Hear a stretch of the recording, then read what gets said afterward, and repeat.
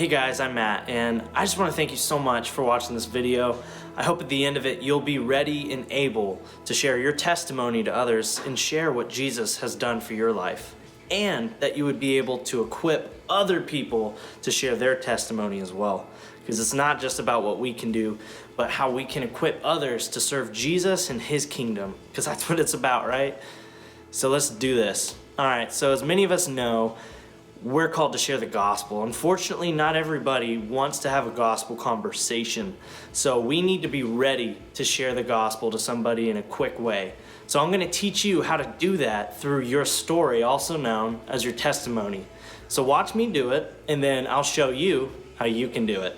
So there was a time in my life where I felt so empty and lost. Everything I went to from this world never satisfied or fulfilled me. But somebody shared the gospel with me and told me how Jesus lived a perfect life. He died on the cross for my sin, and He came back to life to show He was king over heaven and earth, and I made Him my king. After trusting Jesus as my king, I have so much peace and joy now that this joy can't be taken away from the world or anything I go through. So my question to you is, have you ever made Jesus your king? Awesome, so that was it. Let me break it down for you real quick so you can do it as well. So to start out, we say there was a time in my life. This is a really great starter or opener to a conversation. It's also really easy to throw in the middle of a conversation as well. So we just practice using that line because we can throw it in almost any situation.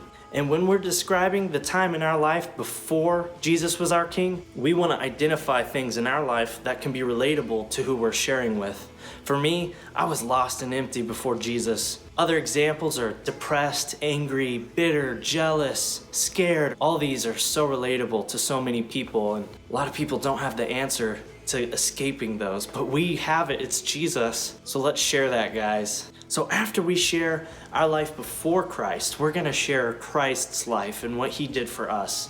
Now we need to be careful to not miss anything here, because we're gonna ask a follow-up question related to this at the end. What we really want people to understand is who Jesus is, what He did, and that He is king over heaven and earth. If we leave that gospel message out of our testimony, people will miss the most important part of your story, Jesus. You may not have another chance to share, and if you include the gospel, what Jesus did and who He is as king in your story, a seed of the gospel is now planted that the Holy Spirit can use, even if they reject Jesus after you share. So don't ever forget to add the most important part of your testimony, Jesus. We want people to know Jesus' kingship and to understand that He's so worth serving and giving your life to. The last part is, after trusting Jesus as my king, I feel, and those for me, I feel so much joy. I have a lot of peace. Other examples of how we feel now that Jesus is our king: protected, hopeful. I feel like a new person. I have direction. These are all things that people are seeking after. And so we need to share with them that we find that in Jesus alone. And so after sharing that, we're not just gonna share our testimony in Jesus's and walk away. We need to ask a follow-up question.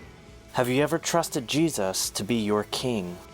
After asking that question, it's so important to listen to the response. And you'll ask that to people who are existing believers, and they'll say yes, but they still may be holding on to things that they haven't surrendered fully to Jesus.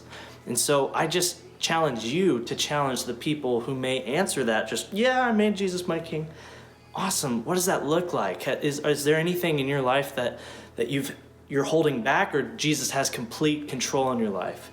If Jesus calls you to do anything, will you do it without question? When people say, no, I haven't made Jesus my king, a great thing to say after that is, what would be holding you back to making Jesus king in your life? Thank you guys so much for watching this, and now you also can teach how to share your testimony.